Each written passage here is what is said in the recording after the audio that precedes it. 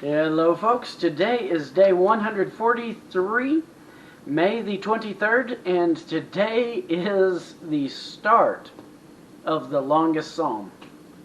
It is like the song that never ends. It goes on and on, my friends. Some people, they started singing it not knowing what it was. Any rate, let's look at the verses. Section of verses for those of you doing the one-year Bible.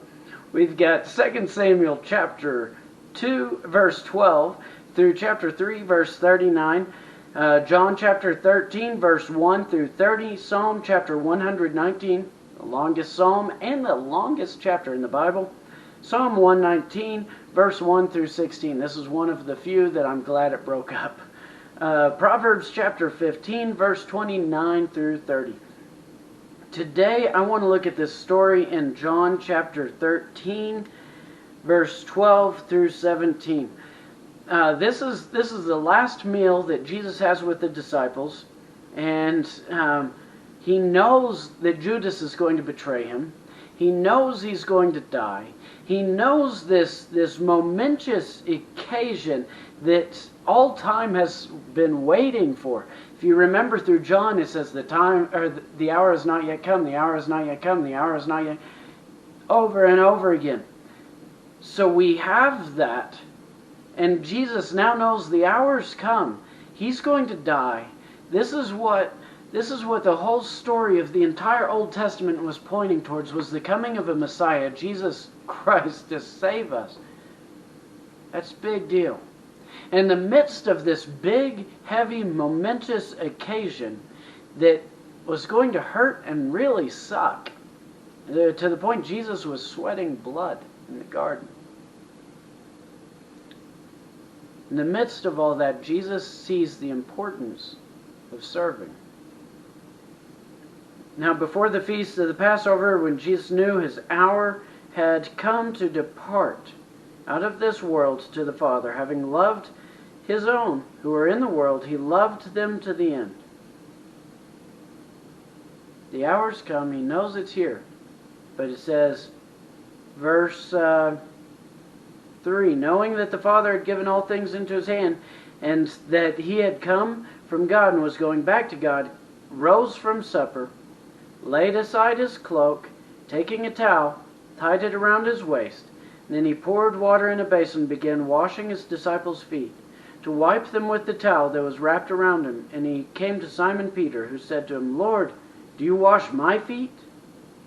Jesus answered him, what I'm doing you do not understand now, but afterwards you'll understand. It's so cool, because John even writes how the weight of eternity is on Jesus' feet right now. Yet he sees the importance of taking care of his disciples who have had a long walk, and he begins to wash the grime off of them. Verse 12 through 17, when he had washed their feet and put on his cloak, he resumed his place and said to them, do you understand what I have done to you? You call me teacher and Lord, and you are right, for so I am.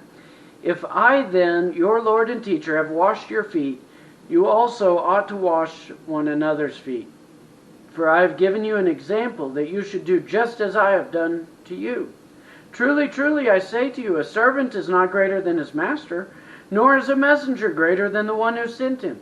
If you know these things, blessed are you if you do them. Blessed are you if you do them.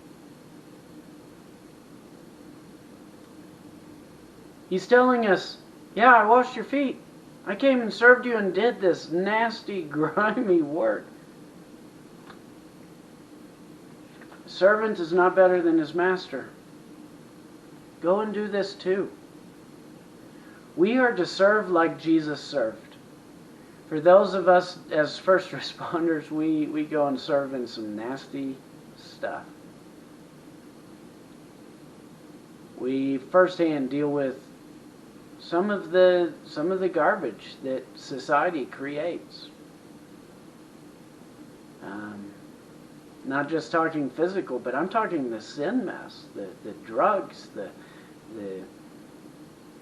assaults, the murder, the rape, all of the terrible things that people do.